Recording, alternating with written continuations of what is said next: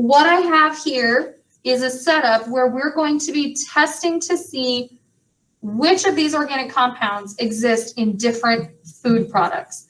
So today is day 1, and in day 1, we're just going to be looking at known compounds. That means I know what I put in this beaker, so I know what it will test positive for. Okay, so let's take a look at our setup. I've got a hot water bath going here. I've got, this is just cornstarch mixed with water. I've got sugar mixed with water. So if you remember from your lesson yesterday, carbohydrates, starch is a complex carbohydrate, and this is a simple sugar. So monosaccharide, polysaccharide. Remember those terms? This is albumin. Albumin is a protein that is found in eggs. So this is like powdered egg whites that we mixed with some water. And then here I just have some vegetable oil. Okay. I've got 3 indicator solutions here. Indicators are chemicals that are going to change when they have a chemical reaction. I've got water.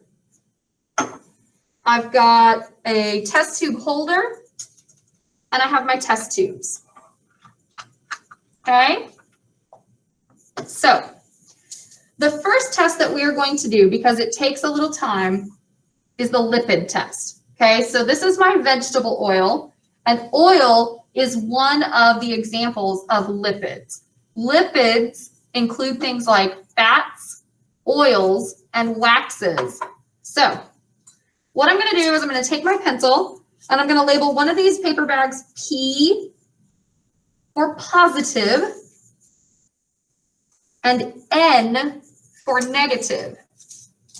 So to my P for positive, I'm going to take a little bit of my vegetable oil and I'm going to put just like maybe a drop, and then I'm just going to use my pipette to sort of spread it around, make sure it really gets in there.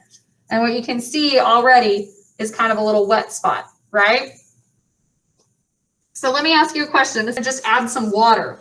And again, I'm going to spread that around, and then I'm going to stand both of them up here in order to let them dry, okay?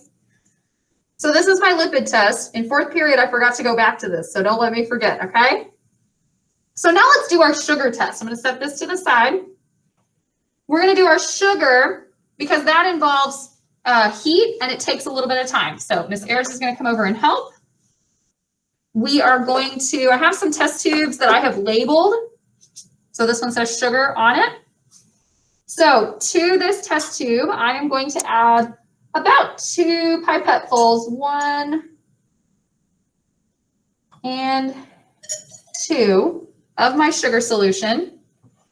And then I'm going to take my first indicator. This is called Benedict's. I'm going to hold it up against my glove so you can kind of see that very bright blue color. Okay. So I'm going to add about 5 drops. 1, 2, 3, 4, and 5 to my sugar solution. And then I'm going to gently place that in my hot water bath. Remember, hot glass and cold glass look exactly the same, right? So I'm not going to touch this. I'm just going to assume it's hot. My 4-year-old daughter learned that lesson the very hard way just a few nights ago when she was helping me cook dinner and stuck her fingers right to a hot pan. All right. So now I'm going to test water. I'm going to put a few drops of water into my test tube. And then this time I'm going to ask Miss Ayers to add the Benedict solution. So again, 5 drops, 1, 2, 3, 4, 5. And then we're just going to very gently place it into our hot water, and we're going to leave it alone for the remainder of this lab. We'll come back to it here in just a moment. Yeah. Okay. So now let's go ahead and move on to the starch test. The rest of our tests don't take very long. You'll see that. And remember from the Ed Puzzle video that you did, a starch is a complex carbohydrate, okay? All right, so I have 2 test tubes here. To one, I have added my cornstarch and water, and to the other one, I have added just plain water. Okay, so for my starch test, I'm going to use a chemical indicator called iodine. Iodine has kind of this brownish gold color normally. You can kind of see it right there. So watch what happens when I add it to my starch. 1, 2. Almost immediately, what do you start to see? I know it can be a little bit hard from the computer. What color did that change? Black. If you were closer to it, it might look a little dark blue. Okay, that's a positive test for starch. Well, now let's test our water. Here's my water. What color is that?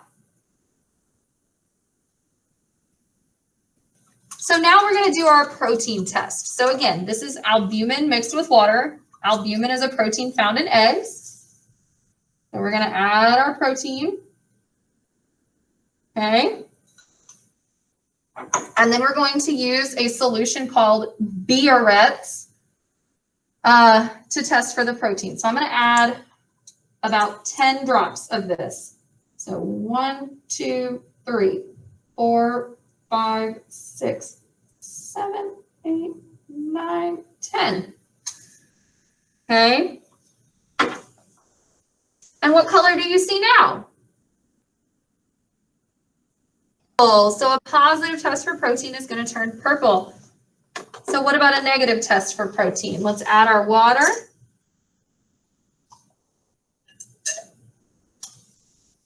And let's add our Biarritz. 1, 2, 3, 4, 5, 6, 7, 8, 9, 10. And if you can see that, it's still fairly clear, maybe a little bit blue. Positive, negative. Now, one thing that, so now let's go back to our test that had to wait. Let's start with our sugar. So to get my sugar out of the hot water bath, I'm going to use 2 things. I'm going to make sure that my test tube rack is as close to my hot plate as I can get it. And I'm going to use these test tube holders. Okay. I'm just going to very gently grab on to one of the test tubes, take it out very carefully and place it right into my test tube rack. Okay. Now, I do want you to see what this looks like. And so notice that I'm holding it over the test tube rack because these tongs are not secure. They could drop this test tube very easily if I squeeze too hard. So this is my negative result. This was just water. Notice that it's still blue. Take out my other one and turn off my hot water for now. Here is my second one. This is my positive result, and that is a very distinct color change. What color do you see? As for sugar is going to turn orange. Okay, so we actually tested 2 carbohydrates. We tested simple sugar and we tested starch. Okay, so that's 3 of our tests. Let's finish up by going back to our lipid test. Oh yeah, this is real obvious. Okay, so what we have here, and it's a little bit hard to see on the computer screen, is here in my left hand is the lipid test. And you can see when I put it up against the white test tube rack that it's still pretty see-through, translucent. The one that was in water has gone back to its opaque quality, meaning you can't see through it. And in fact, a better way to do this is to hold it up to the light, but it's really hard for me to hold it up to the light and you see it. There you go. You can see that still dark stain, right? Where that lipid is. Okay? So those are the 4 different organic compound tests and their results. So